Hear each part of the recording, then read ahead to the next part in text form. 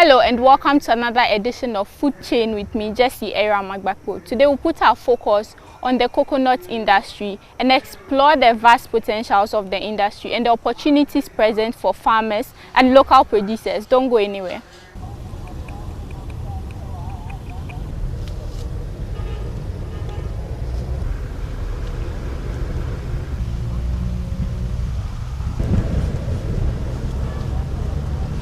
Before you go into coconut farming, there are a lot of factors that you have to consider. One, the land, then the capital, and then the labor. Yeah, capital because coconut is a capital intensive because it's a long-term investment. So before you want to go into coconut farming, you have to assess your capital. It's not a short-term crop that you start today, 3 months times, you get the returns. So it's very important. The capital is very important. And then you talk about the land. Which type of land are you going to use? The land too is very important. Is the land good for coconut or not? All that thing you have to test and see. It's also important, and also the labor cost. Where are you going to do your coconut farming? In terms of labor, because the farm sanitation in coconut is very important. So these there are a lot of factors that are major factors that you have to consider before going to coconut farming. All right, but what kind of land or soil will you say is good enough for coconut farming? For coconut, you see, it's good for a lot of land. In Ghana, 16 regions, about 10 regions, you can do coconut there. Yeah, because the northern bed and the southern bed and the coastal bed is good. And even all the 10 regions, apart from the 3 northern regions, even the 3 northern regions for the dwarf coconut, you can use it like garden or something of that nature. Only that you cannot do it in the commercial farming. So most of our lands are very good. But the specific land that the coconut needs, you need a loamy soil is good, you need sandy loamy is good, when it's gravel soil is good, and also the sea sand too is very good for coconuts. Right. What kind of seedlings would you say that are very good when it comes to coconut farming? Coconut has 2 major seedlings.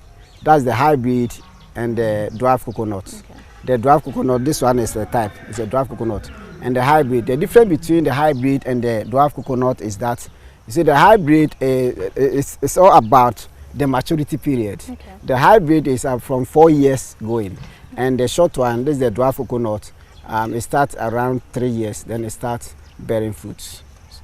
So in commercial farming, you can choose the hybrid or you can choose the dwarf coconut. But a lot of people like the hybrid because for that one, although the maturity period starts around 4 years, but the lifespan is also very long. Okay. It's almost 60 years. But for the short one, this one, maturity period is 3 years and above. But when it gets to about 10-20 years, the fruit bearing, it will come down. Okay. I'm talking about the yield, it will come down, unlike the hybrid. All right. Yeah. When you plant them at the same time, are there special ways of taking care of them since they are different? For the weed control, it's the same method. Okay. Yeah, for the weed control, it's the same method. Coconut farming is good because, as I said, when you compare the cost and the revenue, it's good. And it's a long-term investment. And coconut is good for a lot of purpose. You know, for a medicinal purpose, I'm talking about the health benefits. And even the fruit, nowadays coconut, 1 acre is almost 7 cedis, some 6 cedis. Right. And 1 coconut can bear about from 25 to 70 trees fruits. In the peak season, 1 coconut can bear about 100 fruits. So if you have 1 acre of land, which you need about 80 trees, and you multiply, you see, it's a lot of money. So coconut is a very lucrative. Apart from cocoa, I think coconut is one of the cash crops that we have to consider. Okay. Yeah. Do you have challenges with pests and diseases as well when you start coconut farming? Yes, in crop production, for challenges are many. Apart from pests, let's talk about the pests. For the coconut, diseases are not all that rare, but when you talk about the pests, if you don't keep your farm sanitation well, the grass cutter. Okay. Yes, for that grass cutter, they will cut everything. That is one. And apart from that, we have another pest called rhino beetle. For that one, it destroys the center of the coconuts. Okay. So if you don't take care after 1-2 years going, the rhino beetles can attack the farm. And also one challenge is bushfire. Yeah. You know, Ghana, a lot of bushfire everywhere we are burning. So bushfire too is a major challenge in coconut production. But for the bushfire too, I think you can control by using the you have what you call you do a bet, farm bet. Have you seen? Yes, like coconut farming. Maybe you leave some meters, you plant cassava or other crops. So it's served as a fire bet. Okay. Yeah. What kind of fertilizer do you apply to coconut? In coconut, like all crops, we need nutrients. So when you talk of plant nutrients, it's very important in coconut production. Okay. But the fertilizers too, we have types. We have there's organic manure and then inorganic. The inorganic is the NPKs, the nitrogen fertilizers, and the organic manure is the compost one. But in coconut production, I think the manure is very good because the manure it takes time to release the nutrients. So when you apply manure, it will stay the land for a long time. Okay. But for inorganic fertilizer like maybe NPKs, you can use other urea or we have one called MOP, nitrate of potash. Okay. That one too you can use. It's good for coconut, but that one is very expensive. Apart from being expensive, at the short term it will work and finish. Okay. So that's why we advise that in terms of manure, it's very good for coconut production. In terms of plant nutrients or fertilizer, okay, the manure is very good. Right. Tell us a bit about the application process. Is there something specific? Yes, it's a very good question because in coconut production, the manure or fertilizer application is quite different from other crops like maize or other vegetables that you apply direct and let it see. But the coconut, you see this coconut like this one is young like this, and you want to apply manure. At first, when you are planting, as soon as you dig the hole, you can add the manure there, then you put the coconut. That is one. And two, after you plant, we have what is called top dressing. Okay. You see, this one is young. So when you apply manure, you can just put it around. But when it grows and you apply manure, you check the branches, where the branches ends. Then you cut around, then you put the manure there. Because we assume that coconut has a very surface root. So as when it's growing, then the root is also spreading. So when it grows and you put the manure under the coconut, you see it will not, all other roots cannot benefit from the nutrients. That is why when it grows, the manure applications is different from other crops. Okay, but how long before you apply the fertilizer to the crops again, or you do it just once? Oh, it's not once. You see, when you this way, have you see that the root has started? Okay. So when you plant, by three months time, then the roots will cut to the. After 3 months, you can apply. And mind that the fertilizer application or the plant nutrient depends on the type of land, as I said, yeah, because you get a loamy soil, a very rich land. For that one, you will not even start the fertilizer application. It will take you maybe a year or so. But if the land is not good, after 3 months or 6 months, you can start applying the manure. Because as soon as the more nutrient that it gets, the faster it grows. Right. Right. We are learning a lot about this whole thing. But for you as a farmer and a consultant, what would you say is one thing that you've learned over the years about coconut farming that we're not doing before that's helping with production? Yeah, what we are not doing before is, you see, at first, when we are talking about the seed, at first, any seed at all, then you go and you plant. Yeah. It will take about 6 years, but it will not bear fruit. But nowadays, we have to assess and see either you get a hybrid seed or dwarf coconuts. And even if you're a farmer, long-term farmer, and you want to bring out your own seed, I'm talking about the propagation, you use a coconut over 10 years and above. Okay. The seedlings of coconut over 10 years and above. That's why you can use as a nursery. If not, then you have to buy from accredited institution. Okay. Yes, because the seedlings is very important. And also, at first, these pests and these things are not common. But nowadays, because of climate change, you attack a lot of disease and pests. That's also one. So the pest control too has become another part, unlike the first time. And also, what we've learned now is talking about farm sanitation. Okay. At times you grow coconut, you know that it's a tree crop, then you leave it for there. But nowadays, If you don't, the farm sanitation, if you don't clean the farm, where it will attach a lot of what pests. Okay. So that one too is experience that we're going forward with learned. Yeah. Right. Are the seedlings easily accessible? Oh, it's easily accessible, but that is why I said you have to buy it from accredited. Those of us who have been in the business for long, we have seedlings at Inasi Western region. That's where I do my seedlings because of the source. At time we have to import this thing from the hybrid from Cote d'Ivoire before we raise it. So you have to buy from accredited sources. Right. Yeah. But over the period, importing it from Cote d'Ivoire and then getting them from other sources, what's the cost like for you? Is it manageable? It's not all manageable, but we want quality because of the work that we are doing. And you know, coconut, as a consultant, maybe someone is having about 50 acres, have 50 acres, 100 acres of land. I need coconut, then you do everything for the person. And if you don't take the right seed, after 4 or 5 years, the coconut will not bear fruit. Okay. Looking at all the cost that the person has incurred. That is why even when it's costly or expensive, we try to get a quality seed because we don't compromise so far as seed is concerned. Because all the other costs depends on the type of seed that you are going to sow. Right.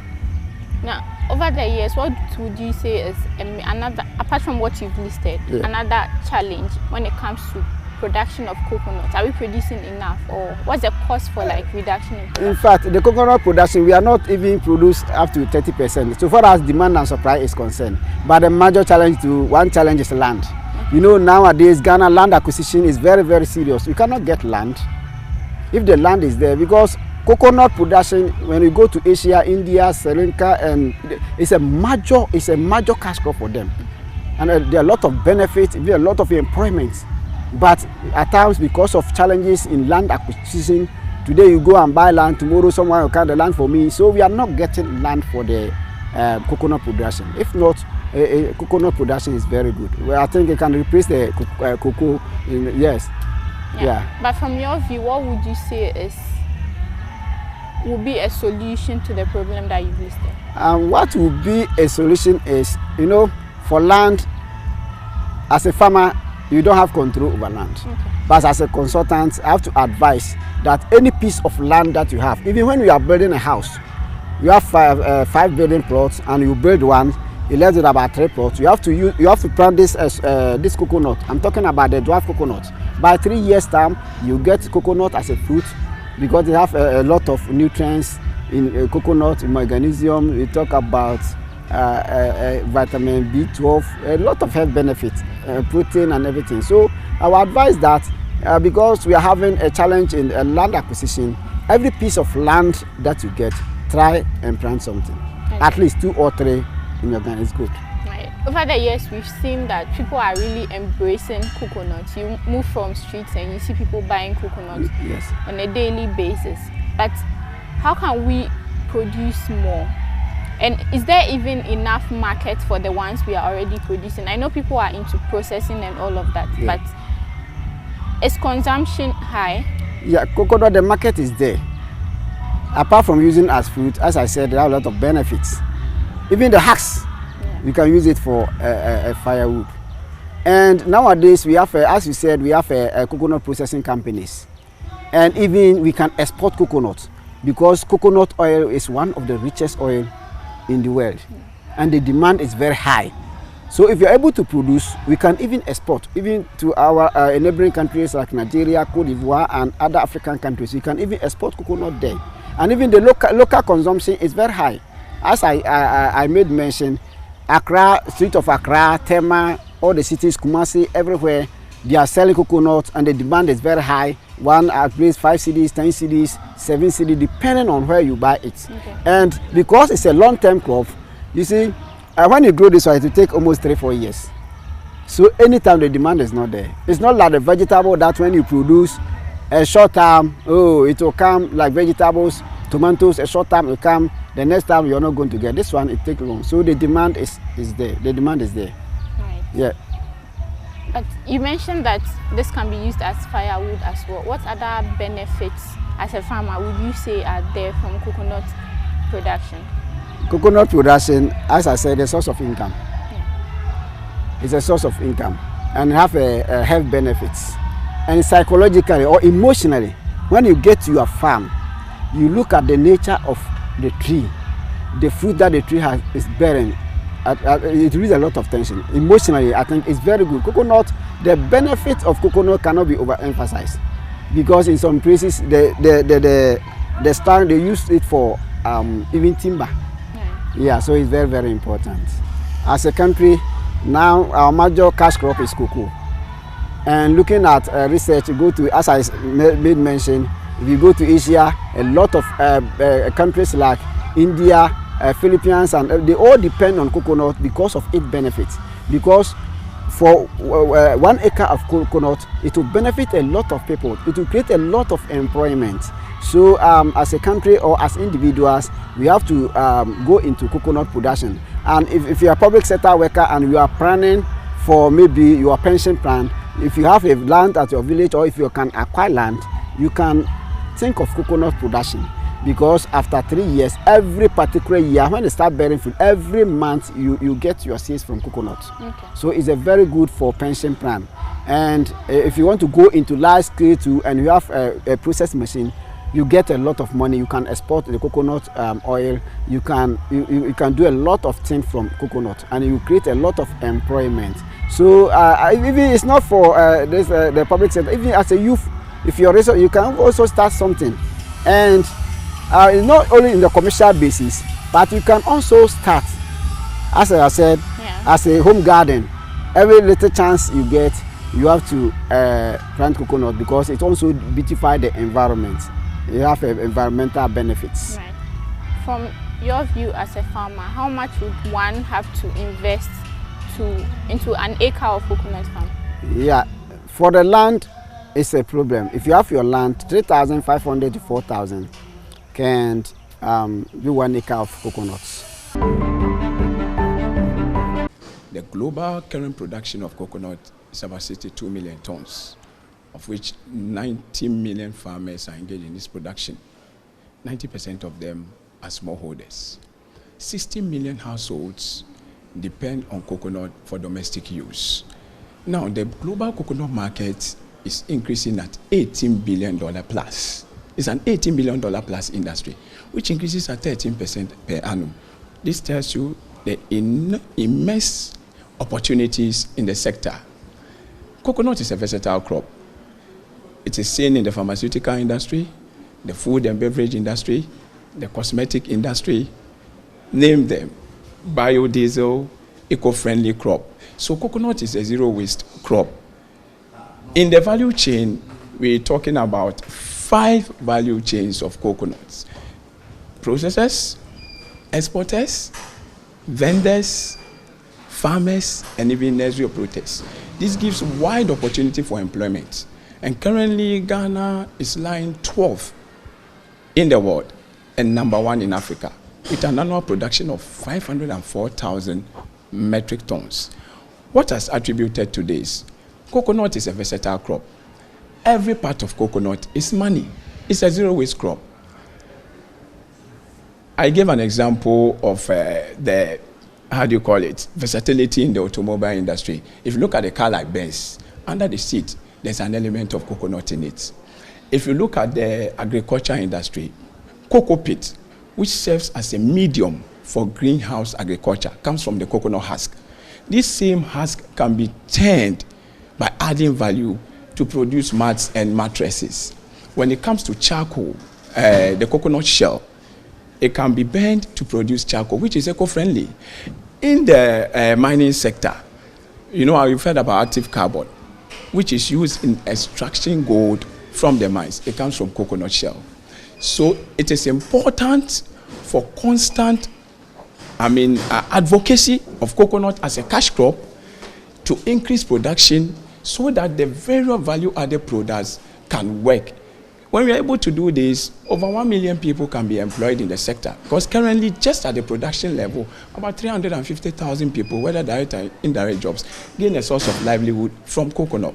We're talking about galamsey in these rural areas. One major crop, which is climate resilience, which could be used to rehabilitate the land. and also create alternative form of livelihood. For these galamsey devastated areas, it's coconuts. When you talk about the youth, let me give you an anecdote of my friend Sumaila from Nima, who was a junkie on the streets and has now been able to have a source of livelihood through selling of coconuts on the streets. He now has a family and he has a home. So this is what we're talking about. Is it livelihood restoration? Is it rural empowerment? We're talking about climate change. One crop which has a long lifespan is coconut, because when you plant it, it can be there for 90 to 100 years. So as a climate change mitigation activity, when you talk about carbon sequestration, one crop that stands tall is coconut. It is an enviable crop such that it touches life. That's why it's called a tree of life. So it is important to showcase this industry to the world. One major way of doing that is the celebration of the International Coconut Festival, where all actors in Ghana and beyond within the coconut space are brought together to showcase innovation and technology, okay, brainstorm and discuss matters of coconuts. It's a way of also inculcating the youth in agribusiness, okay, because it's one sure way of having a source of what? Employment for yourself and reducing rural poverty and the marginalized groups in Ghana. This is why I think it is important to celebrate coconut, celebrate the International Coconut Festival, and ensure that stakeholders commit to investing more in the sector. So we're calling everybody, whether you're a businessman, wherever institution you find yourself, coconut opens an opportunity for all. It is important that we take our mind from over-dependence on cocoa and look at other crops which have equal propensity to break in foreign earnings, just like cocoa is doing. And you can't get any other crop than coconut. All right, we've seen you've outlined all the possible and potential ways that we can make the coconut sector better, but the potentials are there, we are all seeing them. But do you think we are taking advantage of it enough as a country? And if not, how can we do this? Great. If you look at the trajectory of production, Ghana's production, between 2018 and then now, Ghana's production has moved from about 380,000 metric tons to about 504,000 metric tons, moving Ghana from number 2 in Africa to number 1. Okay, whilst other countries have theirs dwindling, Ghana's have our production going up. And this should tell you that there's something that we are doing right, which we must sustain and even add on. Stakeholder engagement with intervention projects just like the Gepa Coconut Revitalization Project, where free seedlings are given to farmers, okay, to increase production, has made a key call to promote coconut as a cash crop. Okay, Ghana's visits at fairs, okay, which exposes industry players, the local players, to global market, has also heightened the exports of coconut. So currently, Ghana is the 9th exporter of desiccated coconut, which about 21 million USD. Okay, we exported coconut, desiccated coconut, worth about 21 million USD, and this is because the core to expand the sector, to invest in the sector, has been yielded not just by the private sector, but also stakeholders, be it government or internal or external stakeholders, okay? And coconut has moved from the subsistence approach to commercialization. We want to take this opportunity to use it to restore the rural areas, encourage the youth to contribute to the sector by what? Having a source of livelihood from coconut and reducing our marginalized groups in the country. Ghana currently stands as a major producer of coconuts for both local consumption and exports. But land acquisition is a major challenge for some local producers here, which they believe is hampering production. This has been Food Chain with me, Jessie Era Magbakpo. See you on another episode.